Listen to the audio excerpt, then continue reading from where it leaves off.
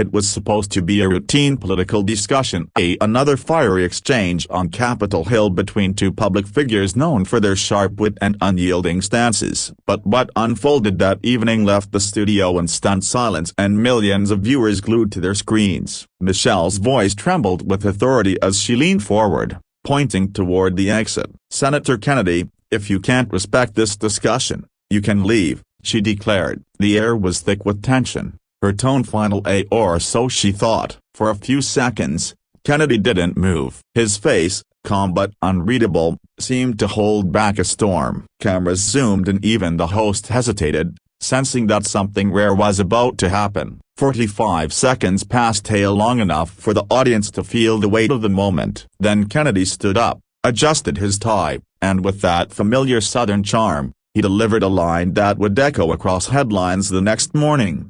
"Ma'am," he began slowly, his voice steady and deliberate, "you can order me out of this room, but you can't order the truth out of America."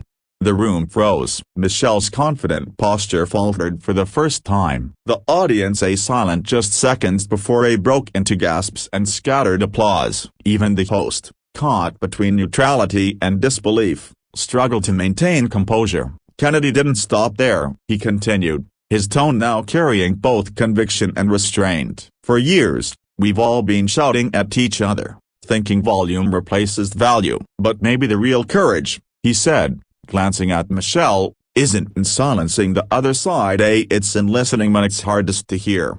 That moment changed everything. The conversation that had started as a clash of egos transformed into something deeper, a reflection on leadership, pride, and the responsibility that comes with holding influence. Michelle, visibly shaken, took a deep breath. For the first time that night, she didn't counter him. She simply nodded, acknowledging not defeat, but truth. What followed was one of the most honest exchanges ever broadcast on live television. Kennedy spoke of how division had become a profitable business in politics, how leaders on both sides were forgetting that their purpose wasn't to win arguments, but to serve people. Michelle, in turn, opened up about the pressure she felt and the expectation to always appear strong, uncompromising, unbreakable. "Sometimes," she admitted, "strength starts to look like arrogance when you forget who you're fighting for." The two adversaries, who moments earlier seemed worlds apart, found common ground. It wasn't agreement,